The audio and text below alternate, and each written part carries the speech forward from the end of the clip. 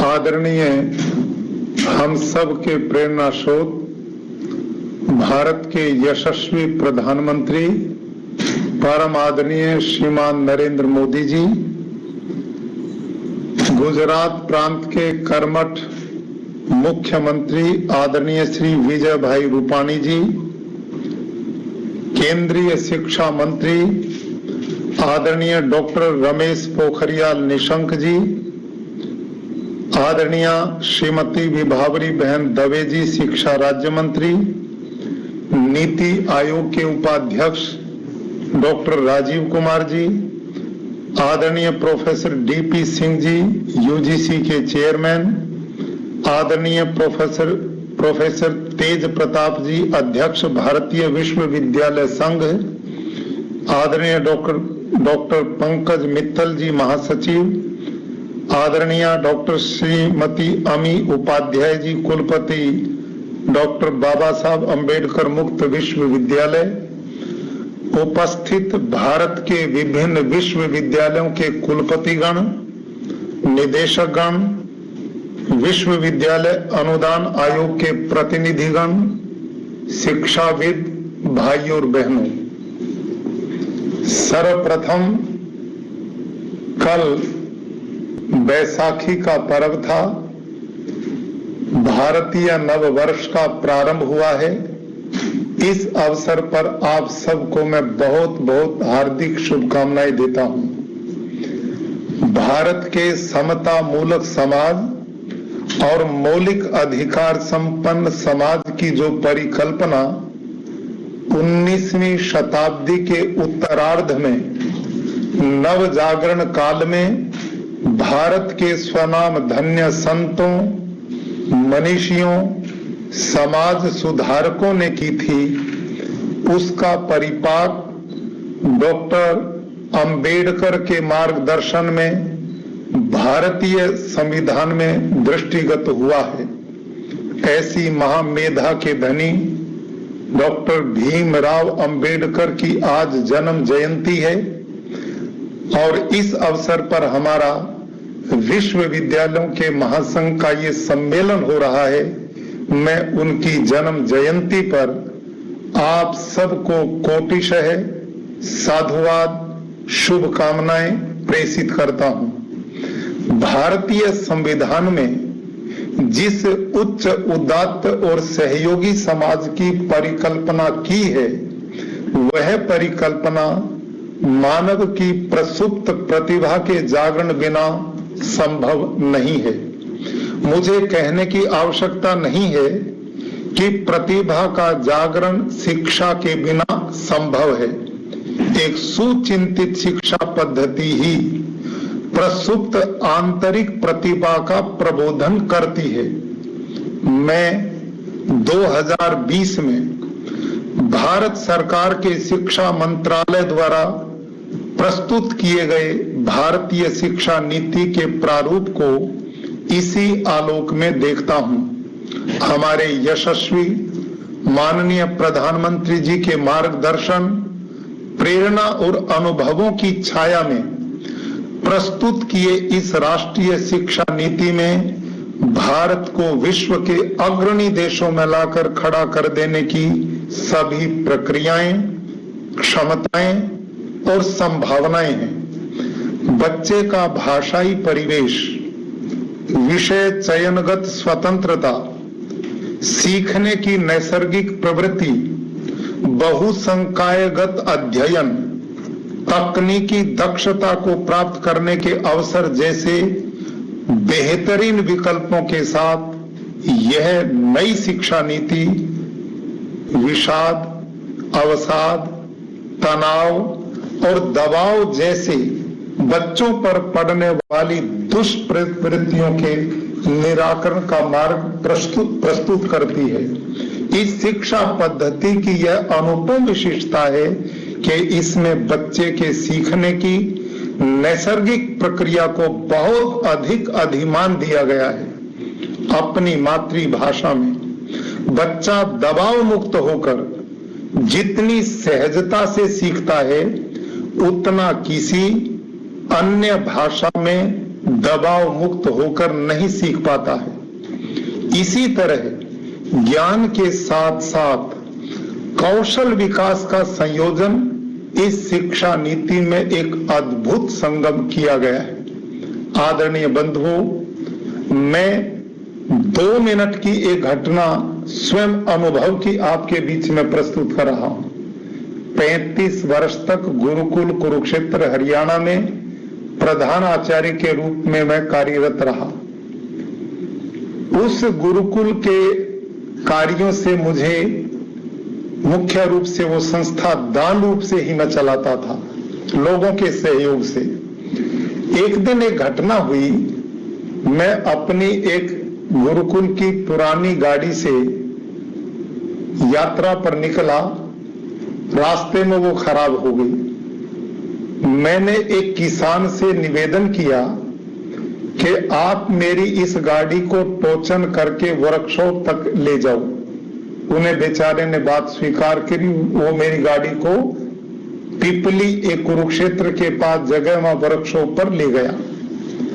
मैंने मालिक से कहा, भाई मेरी गाड़ी खराब हो गई, इसे ठीक करो। तो उन्होंने अपने 2-3 लड़के मिस्त्रियों को कहा, भाई गाड़ी देखो ठीक करो। अब ये ध्यान से सुनिए आप, 3 लड़के जिनकी आयु 20 वर्ष से नीचे थी, वो आए। उन्होंने गाड़ी के इंजन को खोला, चेक किया और देख करके मुझे कहा, बाबूजी आपको कुछ समय इंतजार करना पड़ेगा, इसमें टाइम लगेगा, हम ठीक कर देंगे। और उन्होंने अपना काम शुरू कर दिया। मेरे लिए पेड़ के नीचे एक कुर्सी डाल दी, अखबार लेकर के मैं पढ़ने लगा। जब उन बच्चों ने उस गाड़ी को काफी खोल दिया और मैं देखता रहा, तो मैंने उनमें से एक बालक से पूछा, बेटे तुम किस गांव के हो? उन्होंने गांव का नाम बताया। आप कितना पढ़े हो? वो आपस में एक दूसरे को देखकर मुस्कुराने लगे। मैंने कहा, बेटा बताओ। तो उनमें से एक बालक ने कहा, जी मैं 8वीं क्लास से आगे नहीं पढ़ पाया। मैंने कहा, कारण क्या रहा? कि जी अंग्रेजी समझ में नहीं आती थी। दूसरे बच्चे से मैंने यही प्रश्न किया, तो उस बालक ने कहा, जी मुझे गणित और अंग्रेजी समझ में नहीं आती थी। और लगभग तीनों बच्चों का एक सा ही उत्तर मुझे मिला। 20 वर्ष से कम आयु के बच्चे। मैं बच्चे पढ़ाने का ही काम करता था। मेरे मन में थी कि इस आयु में इन बच्चों को पढ़ाई करनी चाहिए थी, ये इस धंधे में क्यों पड़े?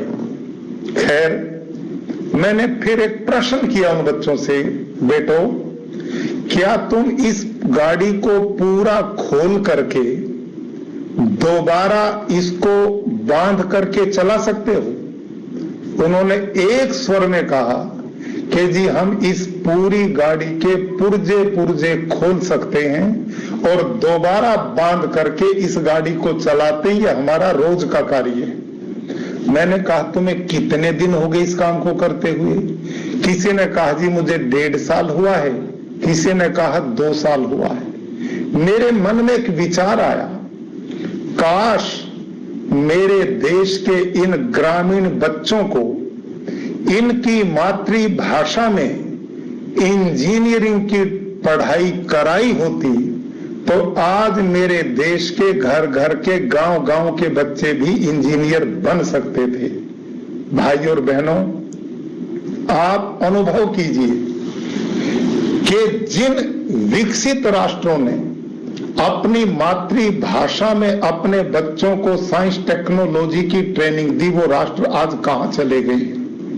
वर्तमान शिक्षा पद्धति इतनी गंभीरता से चिंतन के बाद, कई वर्षों के बाद भारत सरकार ने जो बहुत बड़ा निर्णय लेकर आने वाली पीढ़ियों का मार्ग प्रस्तुत किया है, मैं समझता हूं इससे ग्रामीण क्षेत्र के लाखों बच्चों को आगे बढ़ने का अवसर मिलने वाला है।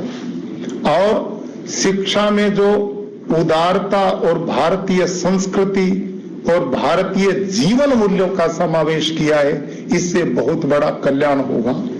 आदरणीय बंधुओं, इस शिक्षा नीति में आप भारत में कश्मीर से कन्याकुमारी तक, कच्छ से आप अरुणाचल प्रदेश तक, पूरे देश में जाएं, आपको अनेक स्थानों पर अनेक कौशल युक्त परिवार मिलेंगे। कोई लकड़ी का सामान बनाता है, कोई कारीगर जूते बनाने का काम करता है, कोई बुनकर का काम करता है, कोई चूड़ी बनाने का काम करता है। अलग अलग कलाएं इस देश में इतनी गहराई से आपको देखने को मिलेंगे कि आप आश्चर्यचकित होंगे। और वो बालक, कोई बहुत बड़ी ट्रेनिंग उनको नहीं दी गई, अपितु उनके परिवारों में जो कौशल सिखाया जाता है, उनके बालक उसी को देख करके ही कुशल कारीगर बन जाते हैं। काश यदि शिक्षा नीति के साथ इस कौशल को जोड़ दिया गया तो हमारे आने वाली पीढ़ियां कितनी गति के साथ भारत को आत्मनिर्भरता की ओर ले पाएंगी।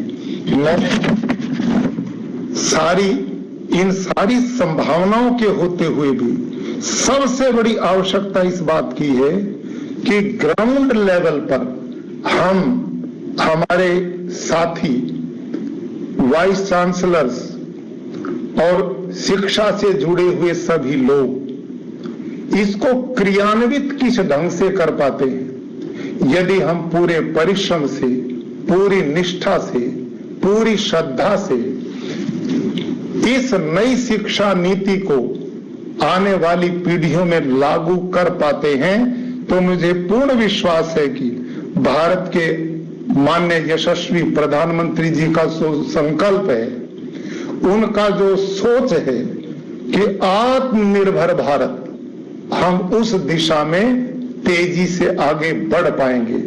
आज इस अवसर पर हम पूरे भारतवर्ष के विश्वविद्यालयों के कुलपति उपस्थित हैं, शिक्षाविद उपस्थित हैं।